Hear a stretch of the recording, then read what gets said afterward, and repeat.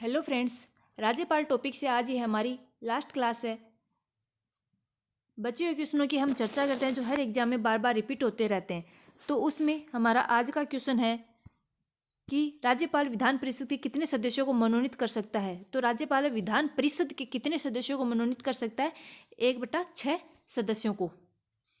अगला कि संविधान के अनुसार राज्यपाल पद पर नियुक्त होने के लिए योग्यताएं होनी चाहिए। वह संसद या किसी राज्य के विधानमंडल का सदस्य न हो, वह भारत का नागरिक हो एवं 35 वर्ष की आयु पूरी कर चुका हो, वह कोई अन्य लाभ का पद धारण न करता हो। ये तीनों ही योग्यता होती उपयुक्त सभी।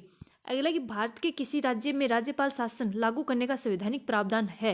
यानी कि भारत के किसी राज्य में जब राज्यपाल शासन लागू होता है तो उसका संवैधानिक प्रावधान है। यानी कि संवैधानिक प्रावधान यानी कि कहाँ से लिया गया है ये? जम्मू। संवैधानिक प्रावधान क्या है? जम्मू कश्मीर। अगला कि राज्यपाल को निम्नलिखित में से किस प्रकार की शक्ति प्राप्त नहीं है?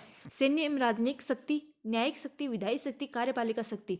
तो राज्यपाल को न्यायिक शक्ति भी प्राप्त है, विधायी शक्ति और कार्यपालिका शक्ति प्राप्त है, लेकिन सैन्य एवं राजनयिक शक्ति है वो प्राप्त नहीं है। अगला क्वेश्चन है कि राज्यपाल सोने के पिंजरे में निवास करने वाली चिड़िया के समतुल्य है। यह किसका कथन है? राज्यपाल के बारे में कथन कहा गया है कि राज्यपाल है वो सोने के पिंजरे में निवास करने वाली चिड़िया के समतुल्य है। यह कथन किसका कहा गया है? सरोजिनी नायडू द्वारा।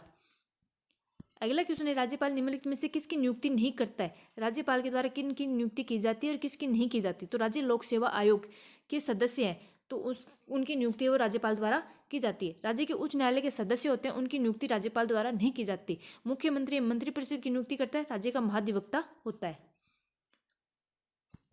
अगला क्वेश्चन है कि वर्ष 1970 में राष्ट्रपति ने किसकी अध्यक्षता में राज्यपाल का राज्य मंत्रिमंडल के साथ संबंध निश्चित करने के लिए एक समिति का गठन किया था?